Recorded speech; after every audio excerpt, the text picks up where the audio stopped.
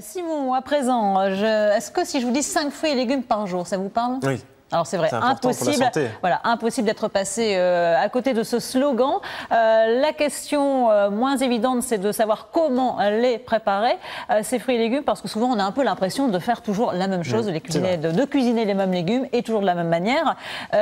Si vous vous procurez le livre que vous avez entre les mains, peut-être le montrer. Je l'ai là. Voilà, ce livre d'Annabelle de Laval, Que faire de simple aujourd'hui avec les autres légumes et les herbes, eh bien vous allez trouver la réponse à la question. Annabelle de Laval, bonjour. Alors, vous êtes l'auteur de cet ouvrage qui fait partie d'une collection d'une collection complète. Hein. Il y avait 2 précédents ouvrages. Vous pouvez nous en parler un petit peu de ce concept de collection que vous avez mis en place? Alors c'est la question que s'est posée Arnold Veslo, que faire de simple avec des légumes qu'on ne connaît pas forcément, même des légumes très très courants. Donc c'était le premier ouvrage, que faire de simple avec les légumes frais. Ensuite on a travaillé les fruits. Et cet ouvrage-là, qui sort cette semaine, présente les autres légumes, c'est-à-dire des légumes aussi courants, mais qu'on n'ose pas forcément cuisiner, comme les fèves, les betteraves. Qui paraissent un peu plus compliqués. Ça peut paraître plus compliqué, mais en fait, là, il y a encore plus de 80 recettes, toutes aussi faciles et goûteuses les unes que les autres. Donc il y a quoi? Il y a les fèves, les lentilles, les... Voilà, les légumes secs, les herbes aussi, parce qu'on manque souvent d'idées pour cuisiner les herbes. Donc là, il y a plein de petits logos qui ponctuent les recettes pour renvoyer vers les herbes. Les aliacées aussi, les oignons, ail, échalotes. Alors, vous le disiez, votre livre a été écrit avec votre mari, Arnold Veslo, qui est photographe, mis en image donc justement par votre mari, pour faciliter justement la réalisation de la recette. Vous dites même qu'une dame qui ne parlait pas le français au Maroc a réussi à faire une recette rien qu'en regardant les images. Voilà, chaque recette est très très imagée. Justement, le but c'est de montrer facilement les étapes les plus importantes, de sorte que quelqu'un qui ne connaît rien à la cuisine et qui n'a pas envie de lire un pavé de texte et de déchiffrer de la communication culinaire avec des termes un peu empoulés. Oui, parce que les livres de recettes sont souvent un peu complexes. Hein. Souvent, c'est un petit peu chargé. C'est souvent technique. Et même moi qui cuisine beaucoup sur de très beaux livres, c'est vrai, c'est très très beau, mais je me dis, j'y arriverai pas. Alors là, on va faire la démonstration justement que vous avez choisi la simplicité pour expliquer vos recettes. On est allé vous filmer pour suivre la préparation du gratin de blettes. On regarde tout de suite ça en images et on en reparle après avec vous. Donc pour faire ce gratin de côte de bête, il nous faut 1 kg de bête, du citron, du sel, du poivre, du beurre, de la farine, du lait, un peu de muscade râpée, du gruyère et un petit peu de parmesan râpé. Donc une fois que j'ai lavé mes côtes de bête, je vais les séparer les feuilles des côtes et je vais couper les côtes en petits morceaux. Donc je vais faire cuire à l'eau citronnée pendant 10 minutes. J'enlève un petit peu le haut des feuilles. Voilà.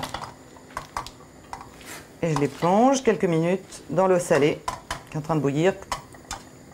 Pendant que mes côtes de bête sont en train de cuire dans l'eau citronnée, pour qu'elles ne noircissent pas, je vais faire ma béchamel.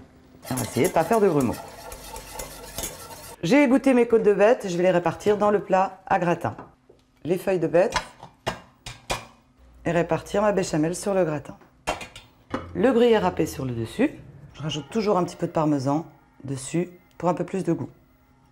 Et on enfourne 15 à 20 minutes à 200 degrés pour que ça gratine bien. C'est bien gratiné, je peux le sortir du four et on va pouvoir passer à table.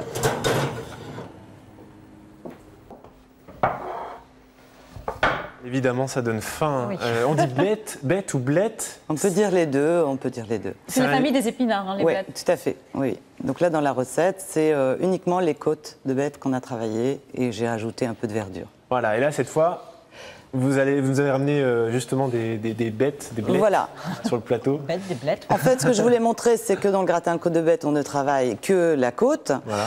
Il restera donc la verdure. Et ce que moi je conseille, la recette est dans le livre, c'est la sauce aux feuilles de blettes. Donc le principe, un oignon coupé en rondelles, on fait rissoler dans un petit peu d'huile. On ajoute et on fait fondre les feuilles de bête qu'on a émincées. Et ensuite, on rajoute un petit peu de bleu. On sert ça avec des pâtes et on décore avec des pignons de pain. Tout simplement. Voilà, tout simplement. Voilà. C'est assez simple en fait finalement. Il y a 4 ingrédients, ça va très très vite. Et c'est le but du livre, de montrer qu'avec des ingrédients très simples, on peut se régaler et manger des légumes de saison, puisque là, on est en plein, voilà, dans la saison des bêtes. À noter que vos livres ont reçu le label du Programme national pour l'alimentation du ministère de l'Agriculture, également le soutien de l'Institut Pasteur, et ils sont d'ailleurs préfacés par le docteur Jean-Michel Le Cerf. Tout à fait. Et vous vous attachez justement dans cet ouvrage à conseiller de consommer les produits de saison, à respecter les saisons pour manger les fruits et légumes. Tout à fait. Merci beaucoup Annabelle de Laval de nous avoir fait découvrir votre ouvrage, d'avoir mis l'eau à la bouche. Et j'espère bon appétit. Un livre à mettre dans toutes les bonnes cuisines, en évidence bien sûr.